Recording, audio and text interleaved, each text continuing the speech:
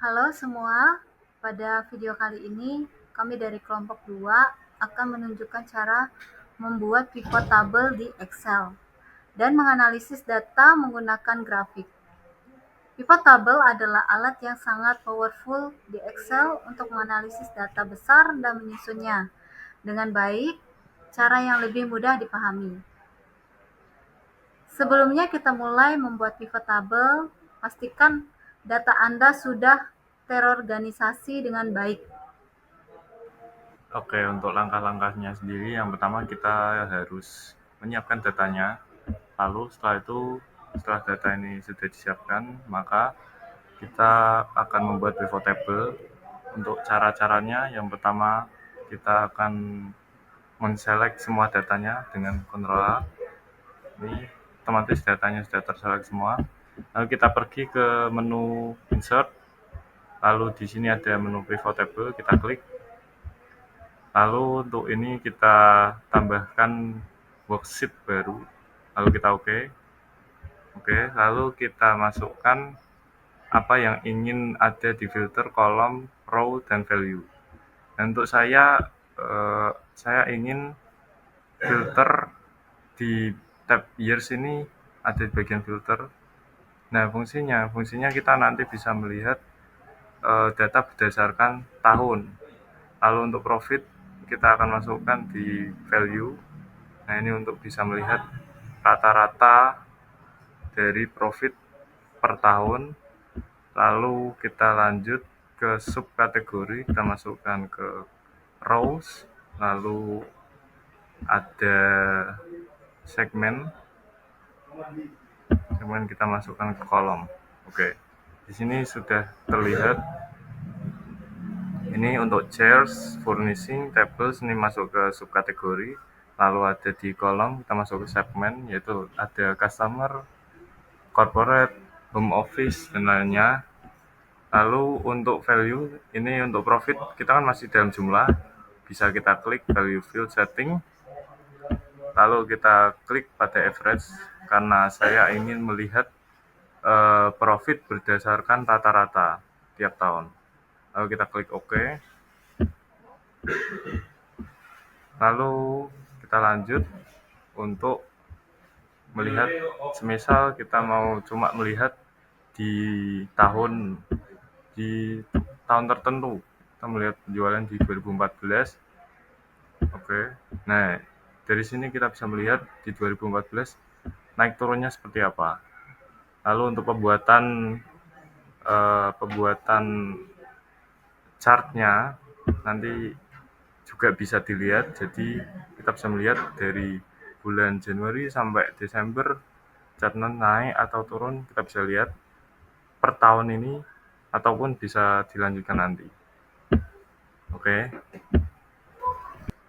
Sebelumnya gimana sih cara biar kita tahu chartnya itu? Nah, kita ke pivot chart yang ada di sini. Nah, kita pilih yang bar chart. Kok bukan bar chart sih? Kolom chartnya. Iya benar itu. Itu baca namanya. Ulangi ya.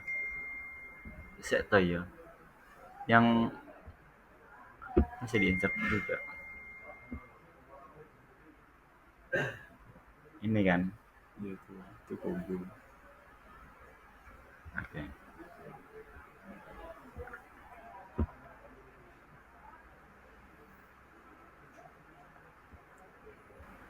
Oke, jadi untuk mengetahui chartnya yang kita inginkan, kita bisa pergi ke insert, lalu kita klik yang combo chart.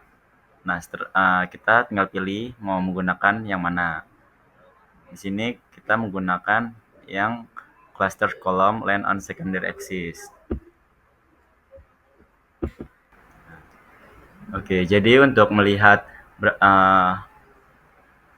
tadi gue ngomong apa ya? Gue lupa lagi anjing. Tadi ngomong apa ya?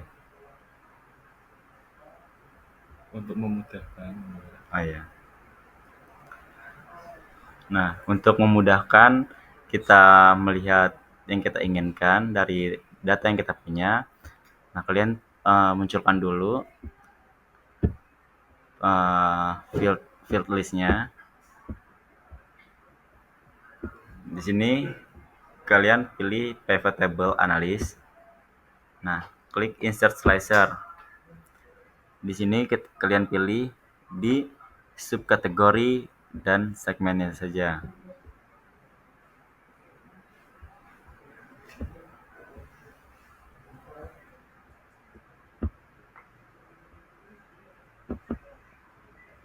Ini untuk mempermudah kalian untuk memfilter data yang kita inginkan.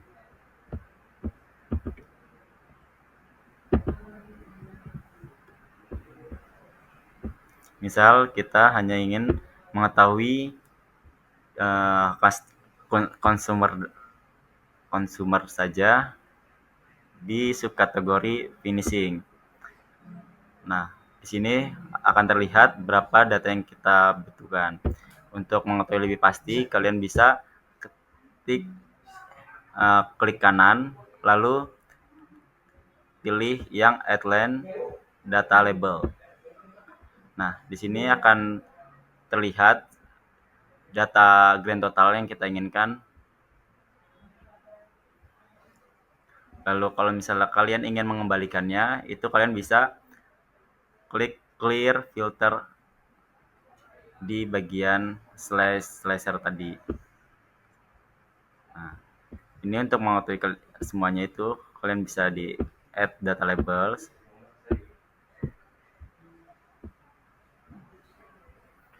Ini juga bisa kalian hilangkan filternya. Oke, karena di sini datanya terlalu nabrak-nabrak untuk di grand total, kalian bisa hilangkan koma di belakang angkanya ini. Kalian hilangkan komanya untuk dibulatkan.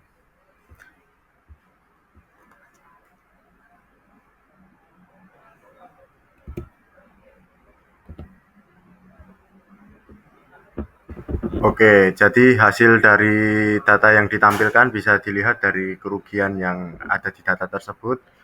Nah, sebenarnya pada dasarnya pivot table berfungsi sebagai merangkum atau meringkas tampilan data yang semula data mentahnya kita melihatnya seperti ini, yang kita bakal kesulitan mengambil kesimpulan, maka kita rubah menjadi, kita permudah tampilannya menjadi seperti ini. Semisal kita mau melihat data corporate kursi, nah akan menampilkan ringkasan dari corporate kursi atau consumer purchase. Nah, hal-hal semacam ini akan memudahkan kita dalam melihat atau mengambil kesimpulan dari tampilan banyaknya data yang kita bisa sebut sebagai data mentah.